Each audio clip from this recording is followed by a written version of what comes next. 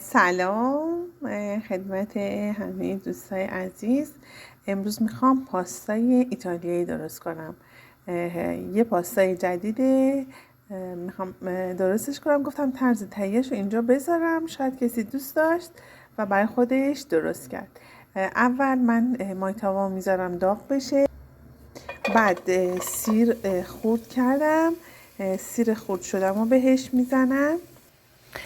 بعد در اینجا من سینه مرغ و حالا سینه مرغ بود، رون مرغ بود، اینا همه تیکه های کوچیک کوچیک کردم. ببینید مثلا تیکه هاش در این اندازه است.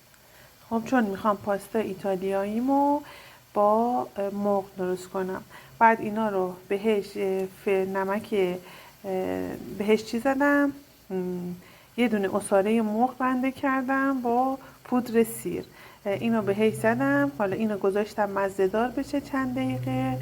حتما پیشنهاد میکنم توی مرغاتون از عصاره مرغ استفاده کنید. حتی مثلا وقتی خورش مرغ هم درست میکنید یه دونه عصاره مرغ بذارید، خیلی طعم خوبی پیدا میکنه. حالا من اینجا باید اینقدر صبر کنم که این سیره کاملا پخته بشه. اینجا باید بذارید. بعد اینو همیشه داشته باشین که خیلی وقتی میخواین پاستا درست کنید، حتی اگه میخواین مثلا ماکارونی ایرانی هم میخواین درست کنید، حتما خیلی بهش روغن نزنید.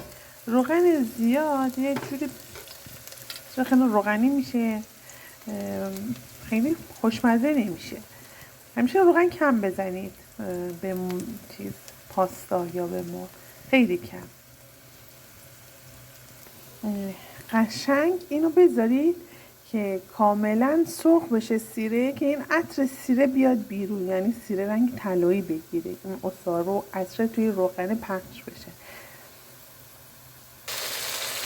این سیره که کامل پخته شد، سینه مرغ و تیکه های کوچیک کرده بودم بهش اضافه کردم، میگذارم که کامل پخته بشه. یک ذره پودر فلفل سیاه هم بهش بزنید، خوشمزهش میکنه. و از اونجایی که ما جنوبی هستیم یه مقدار اندازه گیریامون یه مقدار تو پودر فلفلامون بیشتره، یعنی غذا رو خوشمزه تر میکنه. حالا اینو در مرغاتون رو نبرین چون آب میندازه. خب بذارید اینجا حالت کبابی درست بشه، قشنگ حالت کبابی به خودش بگیره و درست بشه. بعد یه ذره خیلی کم پودر گشنیز بهش بزنید، یه ذره خیلی خیلی کم هم زردچوبه بزنید. آخه یه خورده ایرانی لیزش هم بکنید، در واقع ایرانیش هم بکنید، ولی خیلی کم، خیلی زردچوبش کم باشه، اندازه که مثلا رنگ مرغی خود حالت زرد رنگ داشته باشه. بعد در اینجا من پاستا داشتم، این پاستا همو خالی کنم. اینجا اگه ایتالیایی نفهمن که من این پاستا رو شکستم و یعنی قشنگ از خجالت من بیرون میان. نگاه، اینا رو شکستم و ریختم توی دیگ. در اینجا که این پاستا مرغا و که مزه دار کردم داره برای خودشون درست میشه.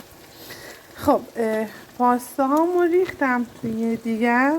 البته اومدم 2 مدل پاستا استفاده کردم، از این مدل شکلی ها و این مدل بلندا. میگم که ایتالیایی ها نباید ببینن ها، قشنگ اگه ببینن دیگه یعنی هیچی. اینو ریختم، باید بگذاریم قشنگ پخته بشه.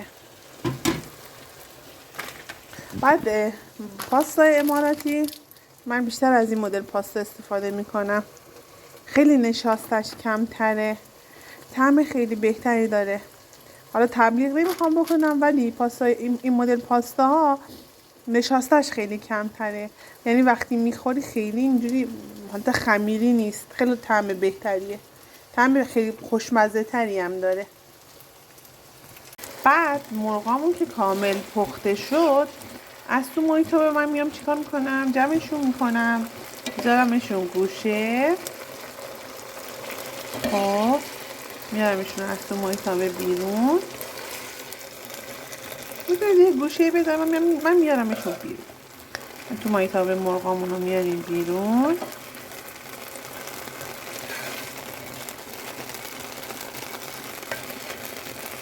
خب بعد از این سسای پستو، خب من رنگ سبزش رو گرفتم. این سسای پستو میریزم توی همین مایتابه‌ای که دارم.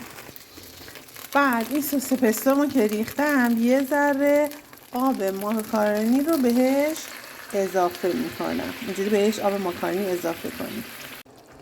خب در آخر من سسامو که سرخ کردم بهش یه نصف استکان آب ماکارونی زدم.